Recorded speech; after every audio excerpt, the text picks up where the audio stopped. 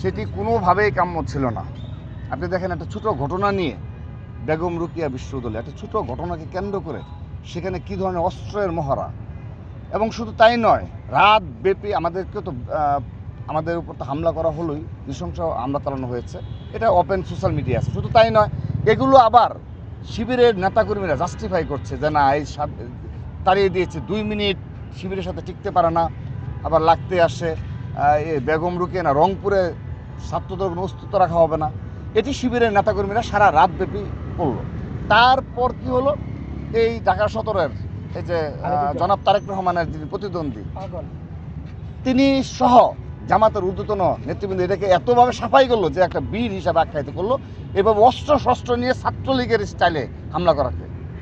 তারপরের দিন কি দেখলাম আমরা, জগন্নাথ বিশ্ববিদ্যালয় অর্থাৎ গতকাল, যে সেই ধারাবাহিকতায় তারা 50 থেকে 60 জন এই ছাত্র শিবিরের নেতৃবৃন্দ গিয়ে সরাসরি মব করছে। অর্থাৎ তাদের মননে মগজে এখনো মব জিনিসটা রয়েছে, গিয়ে উচ্চবাক্যে কথা বলতে হবে, গিয়ে কাউকে চারিত্রিক হরণ করতে হবে। এটা কি কালচার ভাই? এই বাংলাদেশে আর কখনো মব হবে না। তো জগন্নাথ বিশ্ববিদ্যালয়ে তারা ইচ্ছাকৃতভাবে ওই যে বেগম রোকেয়া রাতের যে তাদের আস্ফালন, তাদের যে উল্লাস, সেইটা টেনে নিয়ে এসে ভেবেছে জগন্নাথেও তারা সেম কাজ করবে। কিন্তু জগন্নাথ কিন্তু বাংলাদেশের জাতীয়তাবাদী ছাত্রদল সেই সংগঠন 15.5 বছর ছাত্রলীগের চোখে চোখ রেখে আমরা রাজনীতি করেছি। আমরা একটি দিনের জন্য গুপ্ত হইনি, একটি দিনের জন্যও আমাদের জীবনের ঝুঁকি থাকা সত্ত্বেও আমার ছাত্র দলের একজন নেতাকর্মী ওই ছাত্রলীগের পতাকা তলে গুপ্ত হয়ে রাজনীতি করেনি। সে তো যারা গুপ্ত হয়ে রাজনীতি করেছে তারা তো আমাদের সেই অবস্থা সম্পর্কে জানবে না। আমাদের উপর আঘাত আসলে সমুচিত জবাব দেওয়া হবে, এক বিন্দু পরিমাণ ছাড় দেওয়া হবে না। তো সেক্ষেত্রে আমরা অত্যন্ত সহনশীলভাবে তাদের সাথে যখন মব করছিল বিসি স্যার এবং ওইখানে এবং সেখানে ইউজিসির সদস্য ছিলেন তার সম্মুখে, তখন আমাদের ছাত্র দলের যে সকল নেতৃবৃন্দ ছিলেন অত্যন্ত সহনশীলভাবে দেখবেন যে তাদেরকে বলতেছে যে চলে যাও, এরকম করো না। তারা আরও উদ্ধত আচরণ করছে।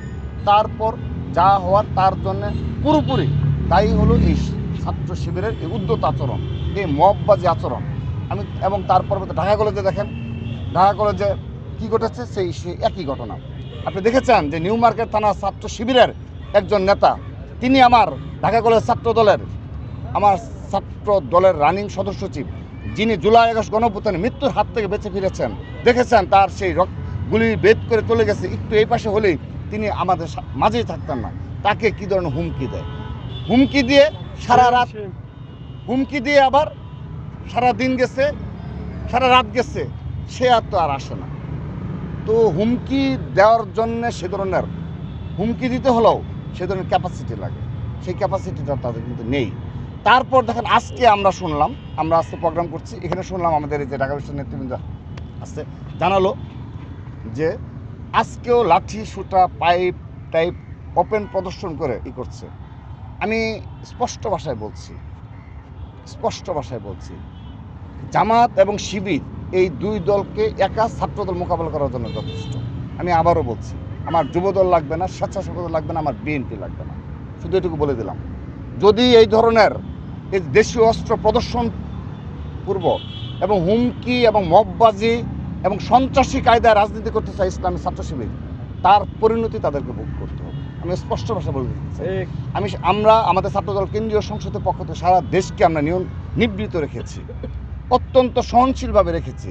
কিন্তু তাদের যেখানে একটু সামান্য অবস্থান আছে, যে রংপুর সেখানে তাদের আচরণগুলো শুধু দেখবেন। আমরা বাংলাদেশের প্রতিটি জায়গায়, প্রতিটি উপজেলা, জেলার প্রতিটি শিক্ষা প্রতিষ্ঠানে ছাত্রদলের কিন্তু কমিটি রয়েছে। আমরা তাদেরকে নিবৃত্ত করেছি যে না, আমরা এই জুলাই গণঅভ্যুত্থানে এই আগস্ট মাসে আমরা এটা করতে পারি না, এটা ফেসিস্টরা সুবিধা পাবে। ঢাকা শহরে হয়েছে, ওকে হয়েছে, আশেপাশে কোথাও যেন না হয় সেগুলো আমরা নিয়ন্ত্রণ করেছি, কিন্তু তারা বুঝে না, ফিল করে না। আমি তাদের প্রতি অনুরোধ জানাচ্ছি যে আজকেও তারা সেই একই কাজ করেছে। যদি নেক্সট টাইম কখনো এই ধরনের দেশীয় অস্ত্র প্রদর্শনপূর্বক রাজনীতি এই ইসলামী ছাত্র শিবির করে, আবার তাদের সে পরিণতি, গতকালের মতো পরিণতি তাদেরকে ভোগ করতে হবে।